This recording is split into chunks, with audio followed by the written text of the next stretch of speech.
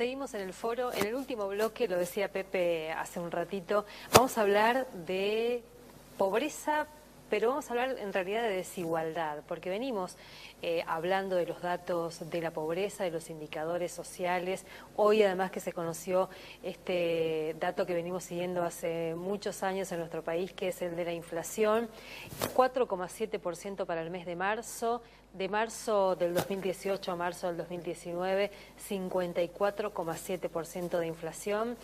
Para hablar de esto y hablar sobre todo de desigualdad está Beatriz Curtilo, docente investigadora de la Facultad de Humanidades y Ciencias Sociales. Beatriz, muchas gracias por visitarnos. No, por favor, gracias a ustedes por invitarme, porque bueno, la verdad que sí, que es un tema que está bueno poderlo afrontar, por lo menos dar alguna visión un poco más allá de exclusivamente los números, ¿no? Que desde ya están y son alarmantes, pero bueno, hay contenido detrás de los números. Claro, porque ¿no? además hace muchos años que venimos hablando de números y el tema de la pobreza, yo trabajo hace más de 20 años en medios y siempre es parte de nuestra agenda.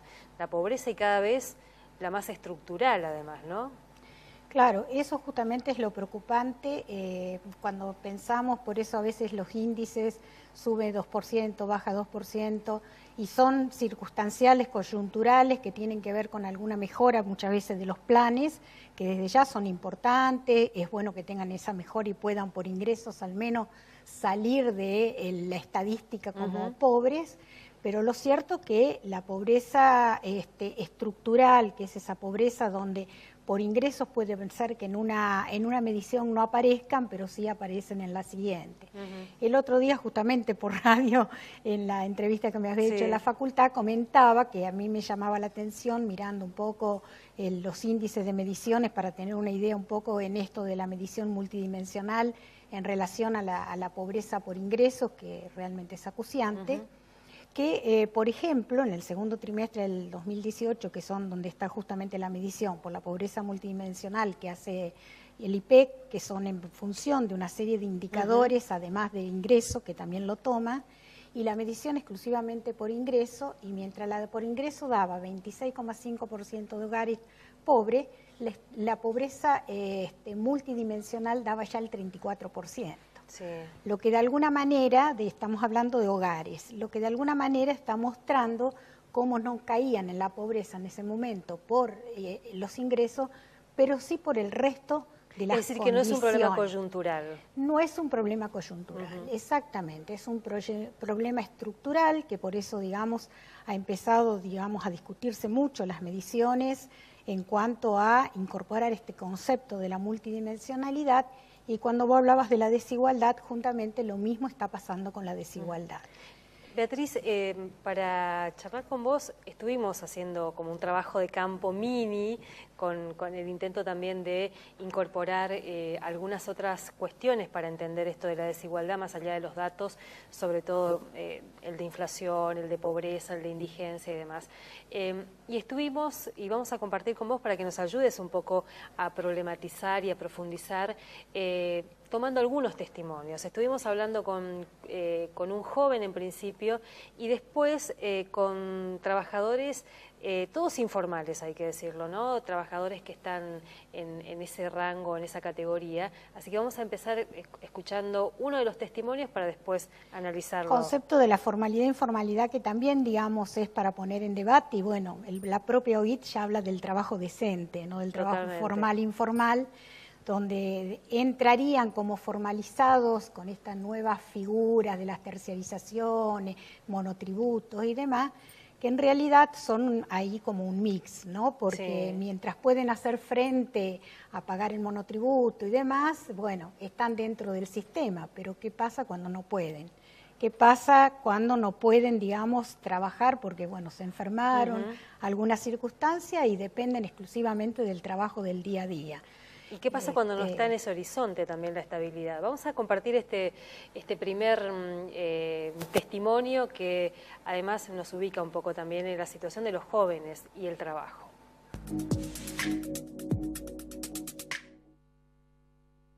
Bueno, tengo 21 años y el colegio terminé a los 19 más o menos.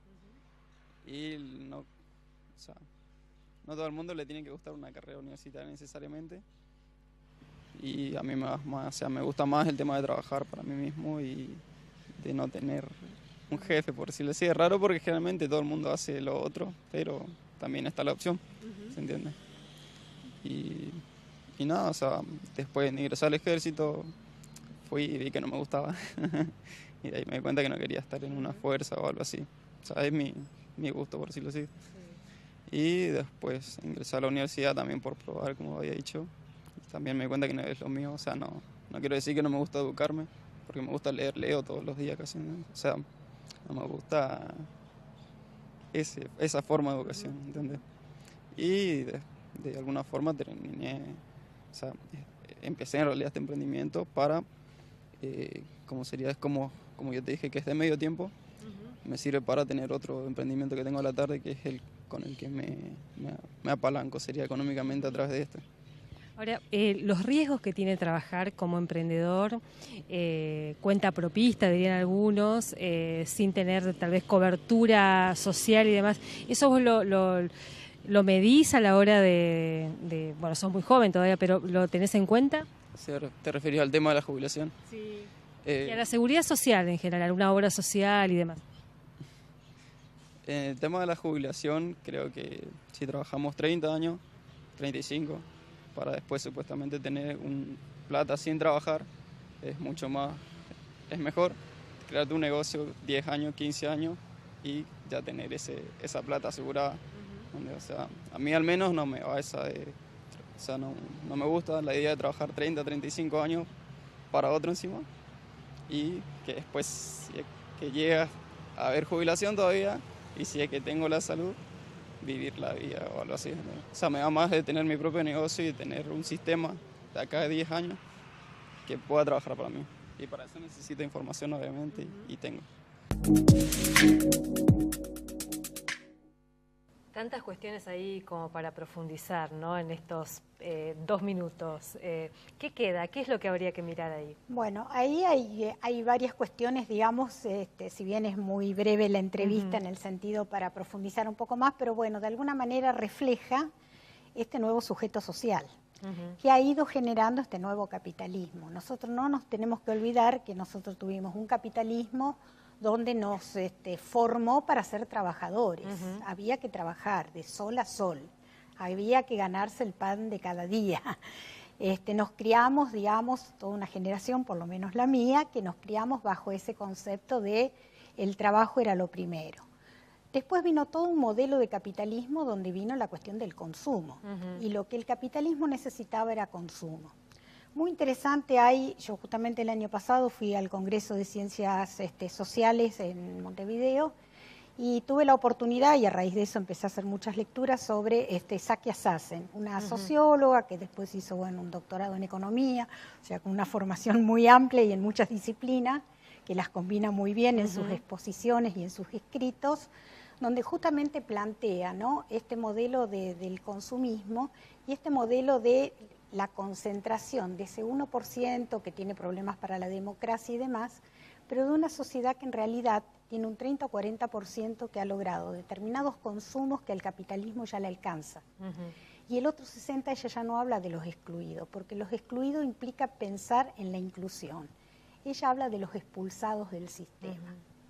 Entonces, de alguna manera... Los sobrantes, ¿no? Los sobrantes, lo que Bauman hablan, los que están sin ser parte de, ¿no?, en la sociedad.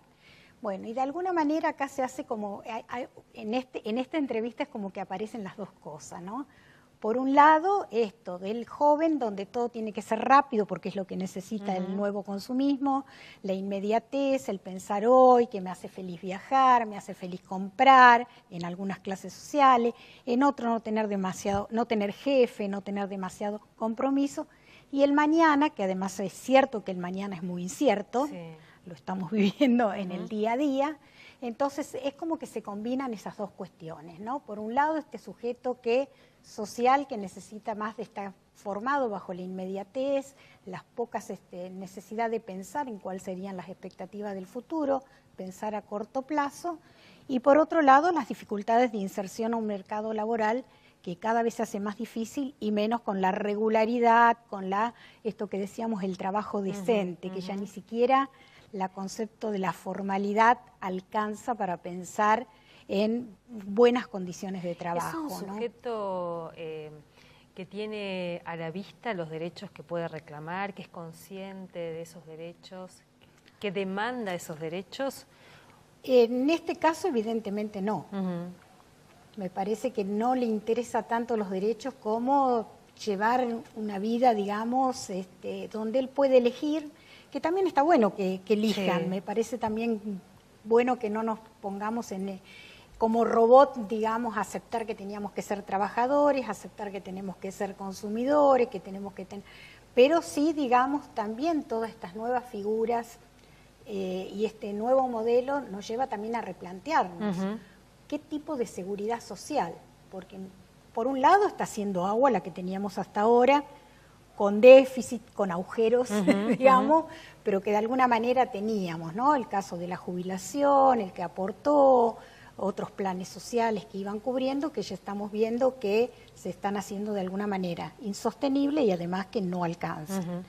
Y por otro lado, toda esta población, digamos que al no acceder a un trabajo permanente, va a tener dificultades, así se saneara el sistema jubilatorio, va a tener dificultades para insertarse en un modelo jubilatorio, y el otro problema de la seguridad social que no quedan cubiertos, aún estando dentro del sistema formal, que es con monotributo, con aportes, con una obra social, que esa persona se enferma, pierde su trabajo, y no lo estamos hablando solo en las clases, digamos, de trabajos muy precarios, estamos hablando aún, nosotros lo tenemos en la propia universidad, que tienen contratos, termina el contrato y no podés seguir pagando el monotributo, no podés seguir pagando la jubilación y quedás totalmente fuera del sistema y sin ninguna medida de contención social.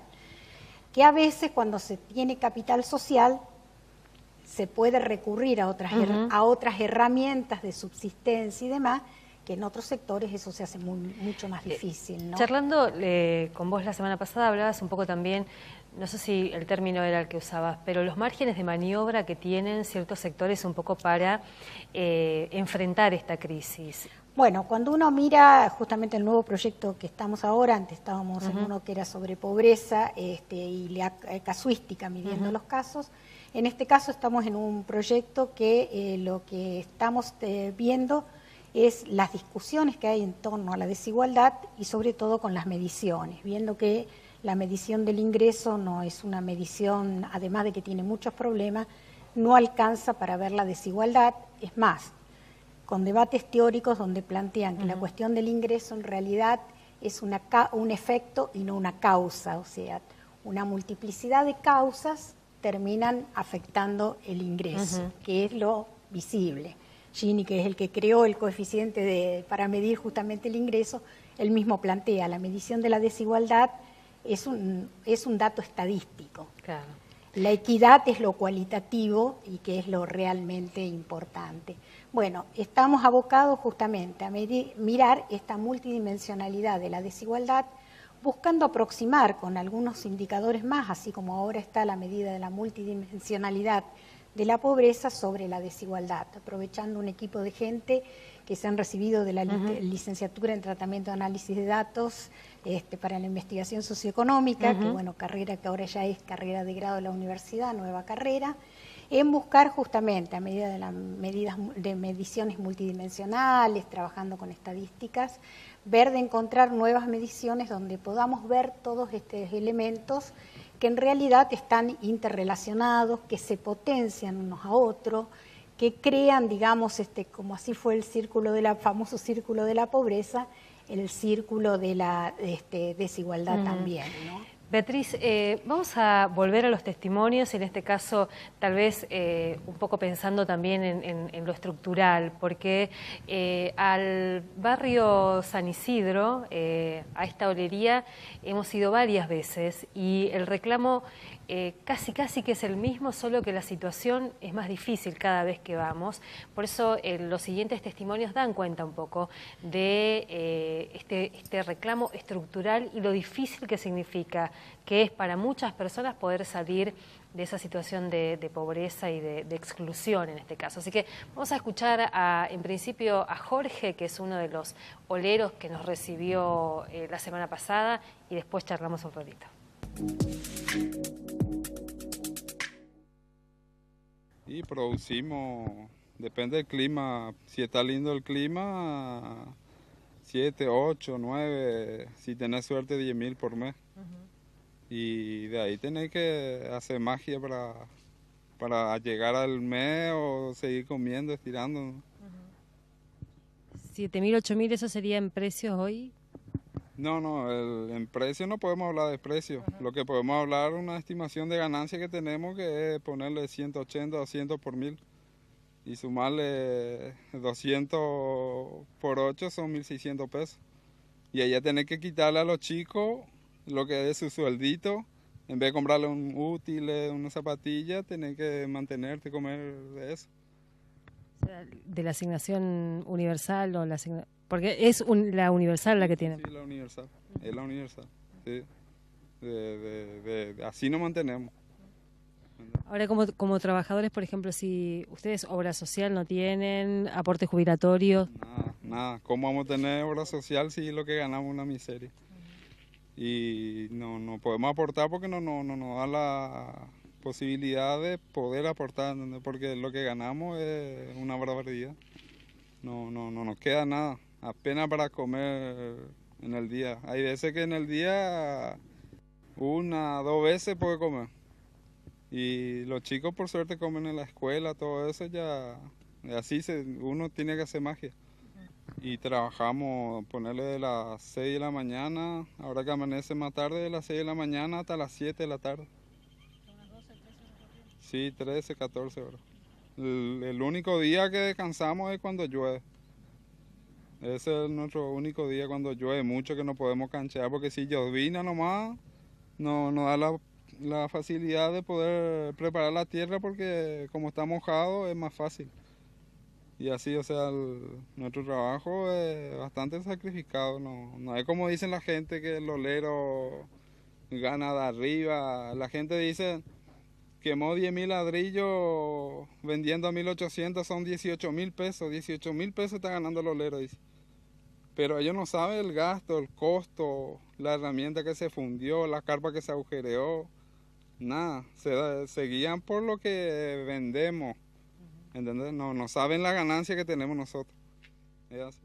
Y si vos te enfermas, por ejemplo, ¿qué pasa cuando se enferman? Y una que te enfermas, si estás bien jodido, por ahí te salvas porque te vas de urgencia al hospital. Y bueno, si vamos a lo correcto, es el precio de la producción, sería el ladrillos. El insumo subió el 100%. Máquinas para remover la tierra, combustible, leña que usamos carga de costero, después vienen los implementos que son hule, sería la carpa que le llamamos nosotros, la moldera de madera ese para fabricar para montar el adobe para ladrillo, también tiene un costo, carretilla, etcétera. Ese fue a la nube. Y el precio que estamos enfrentando es precio que ya hace 3 años atrás. Y hoy, ¿cómo estamos? Sería de 1.800 a 2.000 pesos. Si vendemos al contado, 1.700, 1.800. Estamos procediendo a 12 camioneros. Le estamos entregando fiado para que vaya a vender y nos trae la plata. Ahora, por ahí que viene en 15 días, en 20 días, y ahí vamos yendo a pique, porque no podemos sostener a la gente que trabaja con nosotros. Los compañeros que trabajan con nosotros trabajan porque necesita, solamente para matar su necesidad, por no, vamos, completamente decir, queda débil de no comer porque el precio que está ganando no corresponde ganar lo que ellos se está desgastando, lo que están haciendo un sacrificio para poder trabajar porque es pesado. Me imagino que, vamos en esto, si una persona en la cadena del adobe está levantando ahí de la cancha y que pesa 3 kilos mínimo, está levantando 9.000 kilos para armar esa cadena. 9.000 kilos en 3.000 adobes. ¿Y cuánto gana? 7 por 31, 210 pesos, 70 pesos por 1.000 más, que eso no se puede pagar. O sea que la gente se está alargando, se está jugando la vida, digo. Nosotros reconocemos eso, pero no podemos solucionar. Bueno, Beatriz, muchísimo para seguir analizando. Lamentablemente tenemos poco tiempo, pero queda como disparadores, ¿no? Porque es, decíamos, la cuestión más estructural, ahí el trabajo, las condiciones laborales, la subsistencia de las familias, tanto que se quejan de los programas sociales, sobre todo de la asignación universal. Mucha gente hoy sobrevive porque está la asignación universal, digamos, ¿no? O sea, sí, realmente, digamos, esto muestra lo que hablábamos de la multidimensionalidad que tiene la pobreza, la desigualdad, la vulnerabilidad, porque estamos frente a un proceso de crisis, más allá de las causas y demás, a un real proceso de crisis, porque enfrentar el problema inflacionario que estamos afrontando, que sabemos que para estas clases que están en el mercado informal, con bajos ingresos de manera permanente, que no puedan hacer determinadas previsiones, por eso un poco lo hablábamos entre medio, digamos, de comentar, de decir que, bueno, en realidad